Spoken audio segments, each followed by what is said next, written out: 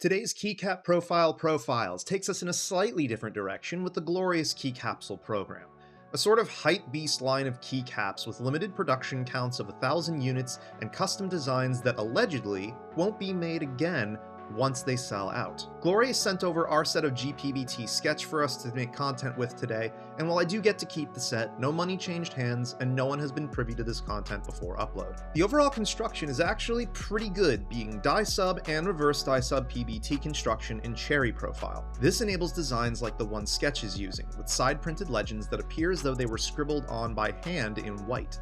I'm actually fairly impressed with the clarity of the legends given what they're going for.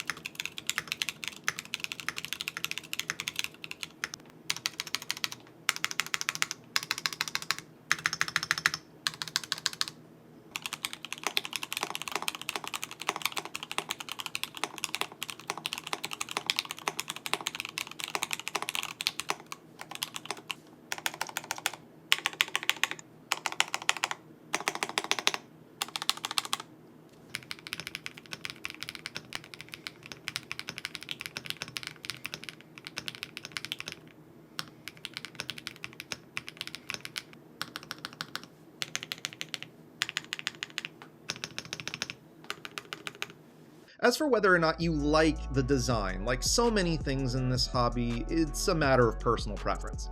They aren't my personal favorite, but they're also not the worst, and tie into the overall design intention really well, making this one of the more creative sets I've seen come out of the glorious product stack in some time. It also even kind of reminds me of the Borderlands franchise, something I feel like I need to play through again. However, this is where I need to mention that this keycap set is not made with enthusiasts in mind. It was made with glorious diehards in mind. This is no more evident than in assessing the kitting, or lack thereof. 138 keycaps with no 7U bottom row, Alice Arisu, 2U shift, split backspace, or 40s support present whatsoever. They've basically only provided enough kitting to suit their own keyboard lineup, which isn't inherently a bad thing if the price is right, but you paid $80 for the pleasure of this set that will only fit standard layouts or glorious boards, which in today's market is just not competitive, especially when faced with sets from folks like Canon Keys and Novel Keys, providing you with tremendous kitting and in-stock designs for around the same price, if not better. Then there's the arbitrary barrier to access the caps on day one. Day one, the splash page for these products is protected by a password that you can only get either through an emailer that you sign up for Glorious or in their social media pages. Let's put this into a little bit more perspective using GMK as an example. Minimum order quantity, or MOQ as it's typically referred to, for stock colorway keycaps, meaning nothing had to be custom mixed, is 150 units for the minimum order quantity. For custom colors, it's 250 units. Glorious were able to arbitrarily turn out 1,000 sets, automatically eclipsing actually limited run sets by a brand that's got a pedigree for producing some of the best quality keycaps on the market. There's more that goes into it than that, but we'll save that for a future Keycap Profiles episode covering GMK. Last but not least, to me anyway, is the packaging.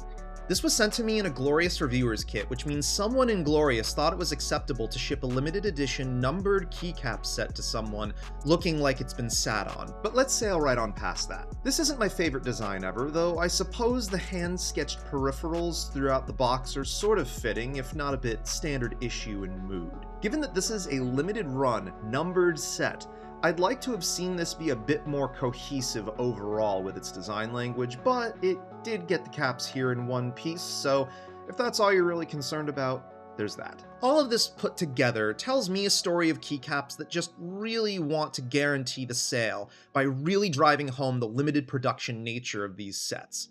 As cool as this design is coming from a brand like Glorious, given their production capabilities, there strikes me as being no reason for this set to have been limited run like it is, other than to try and force the sales from folks experiencing FOMO. But if you're a Glorious diehard, then you're probably only using GMMK or GMMK Pro boards on your desk, and this kit works just fine for those boards.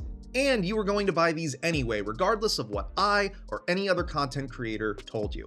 So really, the best way to look at KeyCapsule is as a Halo product for Glorious fans who only use Glorious products.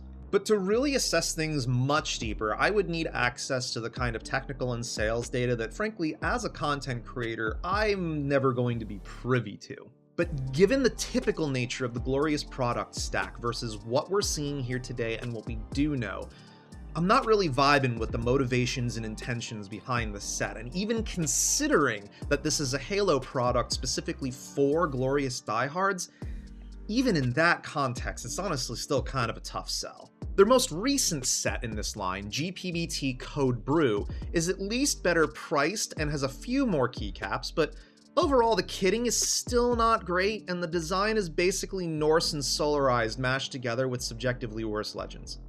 Then there's the one reference to coffee with the single coffee-themed novelty, which strikes me as being a bit forced. So there we have it, a product from Glorious that's just really hard to recommend to the enthusiast space despite its apparent attempt at doing enthusiast things.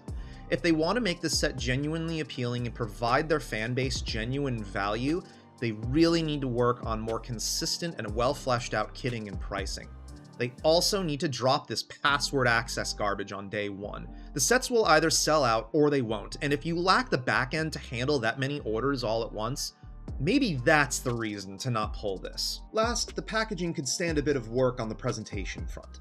This just didn't feel particularly special to me, especially with it arriving crushed like it did, and especially in light of other packaging I've had from other established brands. Until these things are corrected, I simply can't recommend KeyCapsule keycaps for the general enthusiast, and would even recommend Glorious Diehards look elsewhere for better presentation, kitting, and availability at around the same price or less. That does it for this week's episode of Keycap Profiles.